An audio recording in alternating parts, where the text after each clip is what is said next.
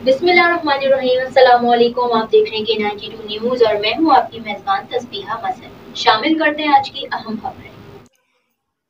मोहम्मद आसिफ की रिपोर्ट के मुताबिक अजीज़ाबाद पुलिस की स्ट्रीट क्राइम में मुलविस मुल्जिमान के खिलाफ कार्रवाई सीसीटीवी फुटेज और CPLC की तकनीकी मामलत से की गई। अजीज़ाबाद पुलिस ने जोहराबाद थाना की हदूद में गुज़िश्ता माह हेयर सैलून में वारदात में मुलविस 4 मुल्जिमान को गिरफ्तार कर लिए।